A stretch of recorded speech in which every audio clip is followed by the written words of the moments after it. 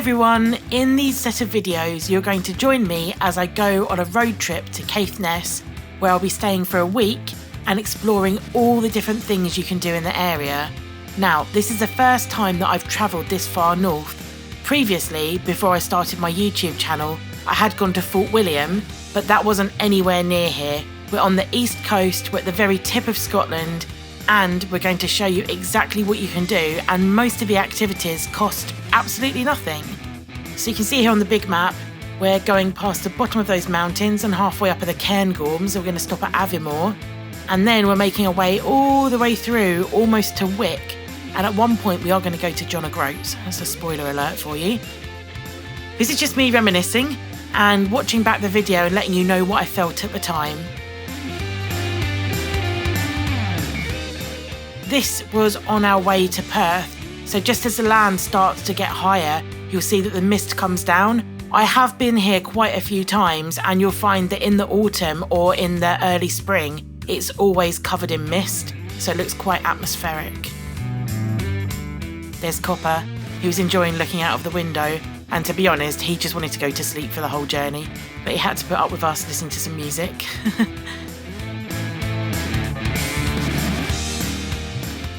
And what you will notice is that the landscape starts to change. So these are the foothills of the Cairngorms Mountains. On the way home on our final episode, you'll get to see some quite dramatic views of these. But as you can tell, even just looking from the roadside without stopping, it's an impressive view. This is the kind of environment when you're going to see those iconic blue mountain hares. So it's really interesting as a passenger to watch these hills turn into mountains, turn into valleys, and wind their way up to the north of Scotland. And we're not even at Inverness yet.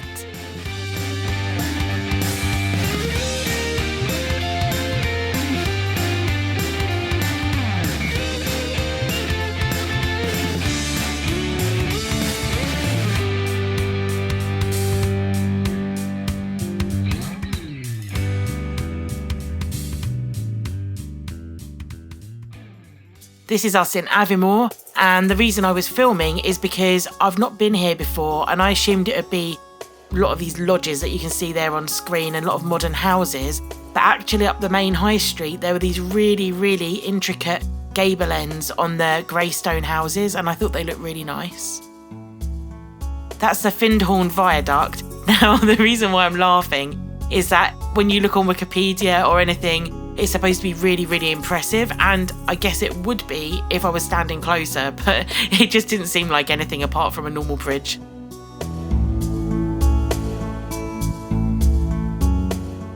So this is us passing through Inverness. It was a bit complicated on the roads and we ended up going the wrong way a couple of times, but once we got over the bridge and we were heading towards the Black Isle, you really started to see the landscape change and the air felt a bit cooler. You can see the misty blue mountains in the distance.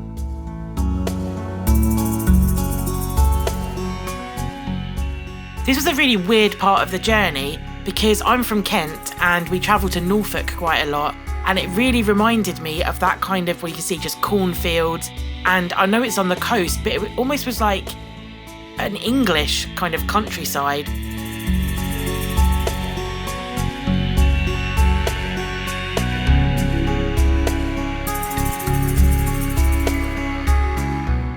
So the Cromarty Bridge, I was really excited because I didn't get them on camera, but there was a massive seal colony and I was like, this is amazing. I got the geese on camera, absolutely no seals. Apart from my awesome land seal, Copper, who as you can see is completely unfazed by travelling all this way north.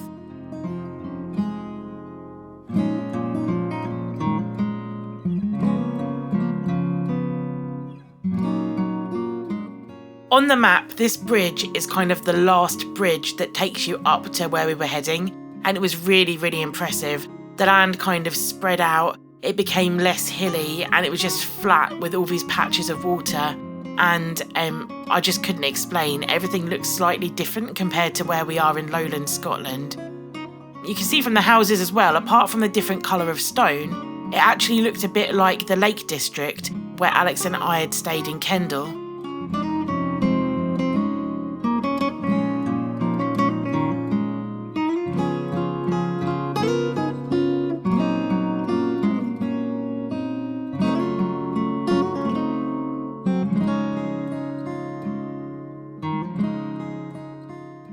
we still had about another 45 minutes to an hour to go, even though we were super close to where we needed to be.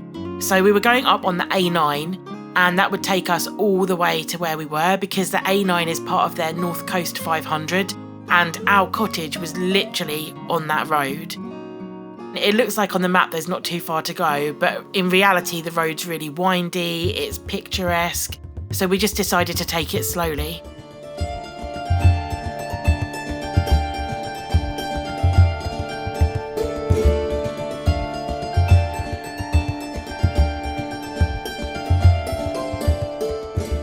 My favourite bit on this part was the fact that we were so close to the sea.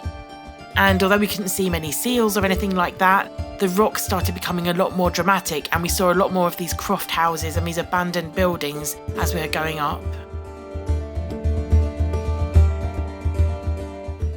We were travelling up in September, and the colour of the landscape was amazing. You've seen already in the background, a lot of the hills and mountains looked almost bluey or purpley. There's also a lot of heather that was dying off, and then there was these dramatic cloudscapes. So I was really excited when we hit Sutherland, and we're almost in Caithness at this point, and you can just see those massive rocky bays going all the way round.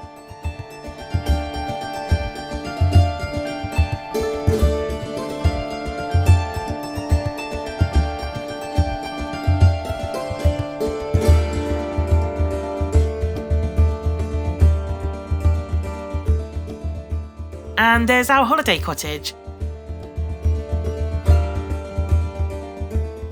That's us staying on the Force of Nature estate, and we're in the Gate Lodge. I'll hand back to my past self to give you a little tour of our amazing cottage that was built in 1853. Well guys, this is our holiday cottage. It says welcome. Let's look inside.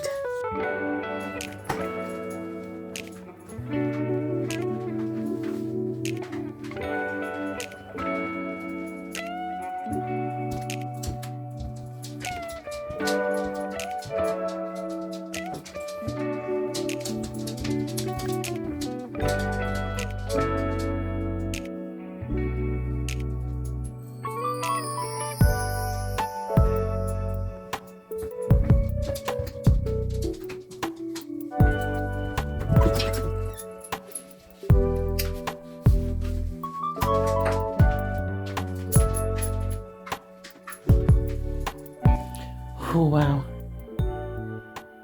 this looks a little bit spooky.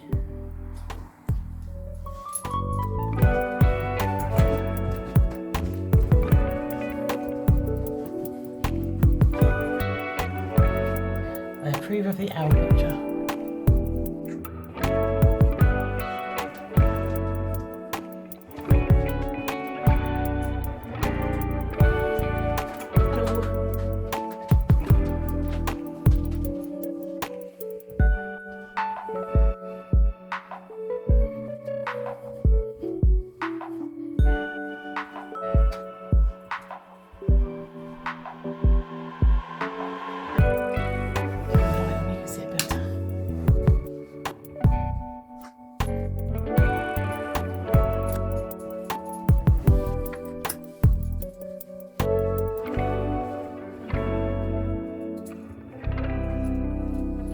This would be the view from mine and Alex's window. Oh, this is a creepy cupboard in the eaves. Oh no, man. This is a little creepy nook. A little cool creepy reading nook. That is definitely a little bit freaky.